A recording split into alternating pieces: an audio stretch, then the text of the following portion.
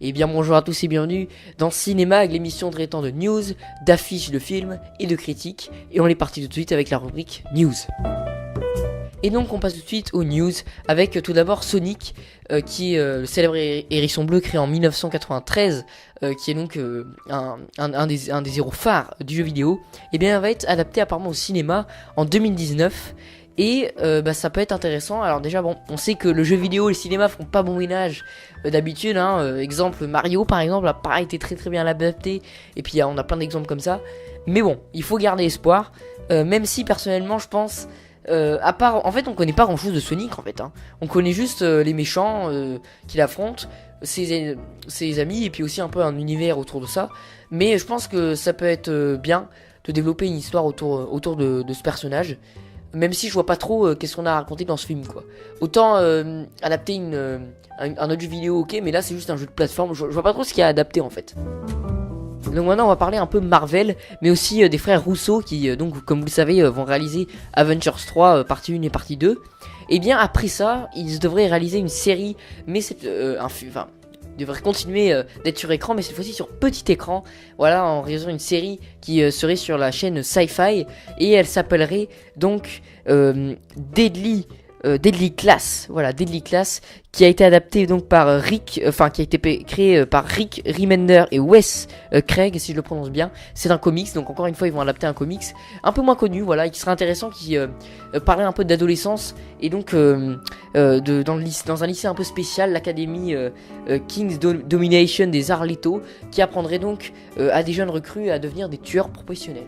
Donc ça serait assez intéressant comme scénario, et ça serait assez spécial de voir les frères Rousseau sur autre chose que les Avengers. J'aimerais bien voir ce que ça va donner sous une forme de série, j'aimerais bien savoir ce que ça va donner. Donc à suivre ça aussi. Et c'est tout pour ces news ce mois-ci. Maintenant on passe à l'affiche du mois et on passera ensuite à la critique. Maintenant c'est la petite rubrique affiche du mois. La voici l'affiche du mois, c'est Star Wars 8. Alors l'affiche elle a l'air assez intéressante parce qu'on a Snoke qui est en grand, voilà, avec Luke en bas, en dessous. Et on a donc Rey d'un côté avec son sabre bleu, et de l'autre côté on a le sabre rouge, donc côté obscur et côté de la lumière. Donc bon, c'est pas super original non plus, mais elle est plutôt classe, et il y a une dominante rouge, on l'a vu dans plein de posters qu'ils ont publiés aussi, où il y a vraiment une dominante rouge pour cet épisode. Et je suis très impatient, comme beaucoup de gens, de voir ce film, et bien sûr que j'irai le voir ce film. Voilà, et normalement je ferai une critique dessus, normalement bien sûr. Voilà, c'est la petite rubrique de cinéma. Maintenant passons à la plus grande rubrique, la critique du Petit Spirou. On passe maintenant à la critique donc du Petit Spirou. On va faire ça en à peu près 4 parties. Première partie, on va vraiment analyser tout ce qui est adaptation. Donc, l'adaptation de ce film, est-ce que c'est bien ou est-ce que c'est pas bien? Eh bien, c'est un peu en demi-teinte. C'est-à-dire que d'un côté, vraiment, c'est un des très grands points positifs de ce film. Les décors et les costumes sont magnifiques, vraiment. C'est super beau à voir et c'est vraiment agréable. Aussi, je trouve qu'ils ont vraiment choisi les acteurs qui sont super ressemblants à la BD en termes d'apparence et de costume. Maintenant, ça c'est cool, au niveau forme c'est bien, mais est-ce qu'au niveau fond, est-ce que les personnages ressemblent vraiment bien à la BD? Bah, ça dépend pour certains. C'est-à-dire que pour moi, le papy est moyennement bien interprété. Pierre Richard est un excellent acteur, mais si on veut vraiment prendre le point adaptation et non pas le jeu en tel quel, le film, eh bien je trouve qu'il manque un petit peu ce petit côté un peu fou qu'avait le papy dans la BD. Je trouve par contre Mademoiselle Chiffre ou encore le prof de sport ou même le prof de musique sont tous les trois des personnages qui sont très drôles. Enfin très drôles, faut non plus exagérer, c'est pas un film qui est extrêmement drôle non plus, mais ça va, ils sont plutôt bien interprétés. Par contre les enfants, bon voilà, leurs dialogues sont pas si... parce que dans le Petit Spirou, tout le côté un peu cartoonesque, un peu... ils font n'importe quoi de ça, et ressenti en demi-teinte. D'un côté on a quand même un petit peu ça sur certaines scènes. Par un moment ils font une scène un peu commando, c'est assez drôle, où ils créent leur fameux véhicule là, il est super joli, leur véhicule très bon, il est très joli. Et bien c'est vrai que ça fait un petit peu penser à tout l'esprit du Petit Spirou, mais dans certains passages du film moyen. Voilà, ça c'était pour l'adaptation. Maintenant le jeu d'acteur, j'ai un peu dit le jeu d'acteur. C'est une des grandes peurs qu'on peut avoir sur le film. Est-ce que les enfants vont avoir un bon jeu d'acteur? Ouais, bon, il y a vraiment certains acteurs, personnellement, je trouve celui qui interprète Vertignas, je trouve vraiment au niveau de la tête, il ressemble vraiment à Vertignas dans la BD, mais je trouve son jeu d'acteur vraiment pas terrible. Celui de Sacha, qui joue donc le petit Spirou, et en fait, sur certaines scènes, il peut être très marquant, genre par exemple, à un moment, petit Spirou, il est claustrophobe en fait. C'est-à-dire qu'il a peur des ascenseurs, de ça, et il le joue assez bien, mais d'un autre côté, sur certaines scènes, il va vraiment, je trouve, être...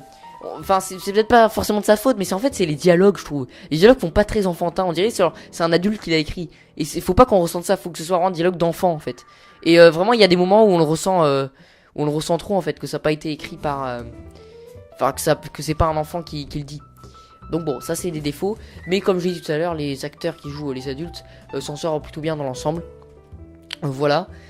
Maintenant, d'un point de vue scénario. C'était, je l'avais dit dans le cinémag, que moi, une de mes grandes peurs aussi, c'était est-ce qu'ils vont réussir à trouver vraiment une histoire cohérente, tout ça, qui puisse bien se suivre, et pas juste un enchaînement de gags. Eh bien oui, il y a une vraie histoire.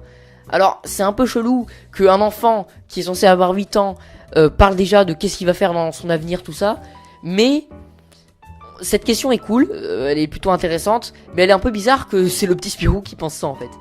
Qui se demande déjà, oulala, je vais devenir groom, tout ça, pour toute ma vie, tout ça. Mais bon, la réflexion est assez cool d'un autre côté parce que c'est une référence un peu à Spirou et Fantasio, parce qu'il fait tout le délire avec le fait qu'il veut partir en aventure, tout ça. La voyante et lui dit tout ça, c'est des références un petit peu à ce qu'on a dans les albums de Spirou et Fantasio. Donc ça c'est plutôt cool qu'on ait ces deux idées un peu qui s'opposent. Voilà, les parents qui forcent pour qu'ils deviennent groom, et l'autre côté, lui qui rêve d'aventure, tout ça.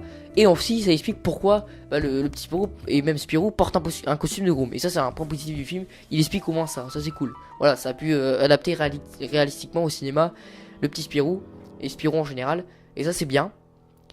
Mais, bon, voilà, il y a que ça en fait dans le scénario. Il y a que ça, c'est juste ce dilemme là en fait.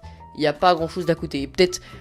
à la limite un petit peu le prof de sport, on a quelques sous-intrigues comme celui du prof de sport ou celui du prof de musique, mais bon, ça reste assez vide en termes de scénario à part ça. Donc voilà, bon, l'histoire on va dire est moyenne quoi. Voilà. Et est-ce que aussi, point aussi qu'il faut en parler, c'est l'humour. L'humour, tiens, en fait ce film c'est vraiment le moyen pour moi, c'est le moyen moins en fait. Genre c'est à la limite du mauvais par moment, mais des fois c'est aussi bon, parce qu'on va avoir par exemple une bonne scène je trouve, où ils doivent construire donc leur fameux engin là, chelou. Et pour ça ils vont voir plein d'élèves, et à chaque fois genre un élève genre ils vont devoir je sais pas le mécanicien qui veut faire donc l'objet, et lui il veut les bonnes notes donc ils vont faire la première de la classe, qui elle veut une esclave donc ils vont voir, enfin bref c'est marrant, ça c'est une scène par exemple qui caractérise bien le petit Spirou et qui est plutôt drôle, ou par exemple au début du film on sait tout con, mais par exemple il veut passer une anti-sèche et il fait tout le tour de la classe pour finalement passer à sa voisine à côté. Ça aussi c'est un petit peu marrant, mais c'est pas non plus comme si on rirait aux éclats pendant tout le film quoi. Voilà. Et d'ailleurs à part ça en fait le film il est assez lent en fait, il y a pas vraiment beaucoup de scènes d'action, c'est vraiment juste la scène d'action de fin en fait, il y a vraiment beaucoup d'action. Et pour le reste, c'est assez lent, posé, plat, beaucoup de dialogue, tout ça. Et c'est pas vraiment ce que je m'attendais à moi personnellement en regardant ce film. Je m'attendais à beaucoup plus d'action. Voilà. Donc, gros bilan. Je mettrai une note sur 10. Je mettrai un 5 sur 10. Voilà. Juste la moyenne parce que je sais que certaines critiques aussi de cinéma ont plutôt bâché ce film. On dit que c'était pas terrible, tout ça. Moi je suis à la limite du mauvais, voilà pour moi, je suis à la limite, genre si à 5 sur 10 ça aurait pu être 4, voilà, je suis un peu gentil avec ce film. Mais voilà, en termes d'adaptation c'est pas super. Il y a aussi, j'ai découvert que Philippe Catherine, celui qui fait la chanson J'adore là, joue aussi dans le film, joue le prêtre. Voilà, d'ailleurs un gag aussi qui marche aussi bien dans le film, c'est le prêtre qui écoute du métal en fait. Mais le prêtre il fait genre qu'il écoute du truc religieux tout ça, mais en fait il écoute du métal. Et ça c'est un running gag. Et c'est je crois qu'un des seuls running gags en fait dans tout le film. Mais il marche, c'est vrai qu'il est assez efficace celui-là. Voilà, il est pas présent dans la BD donc c'est plutôt cool qu'il ait inventé ça. Voilà, on finira là-dessus. Donc j'espère que j'ai bien un peu tout résumé, tout ce que je pensais sur ce film. Donc j'ai dit, je note une note de 5 sur 10. Voire 4,5, 5, voilà, à peu près. Voilà, donc c'est tout pour cette critique du petit Spirou. Et donc c'est la fin de ce deuxième cinémag. Allez voir la chaîne où je suis aussi sur JT World Web, voilà. Je suis aussi sur le site web du même nom, où on poste des articles. Et normalement, quand cette vidéo sortira, il y aura un article aussi sur le Petit Spirou, que vous pouvez aller voir si vous préférez la forme article. Bah, il y a aussi un article sur le Petit Spirou, normalement, hein, j'ai bien dit normalement. Voilà, allez voir l'autre Cinémag, il y a aussi des news, des trucs comme ça. Je vous rappelle, un Cinémag par mois, tous les derniers mercredis du mois à 10h30. Voilà, et moi je vous retrouve donc d'ici normalement un mois à 10h30, le dernier mercredi. C'était Cinémo, à la prochaine.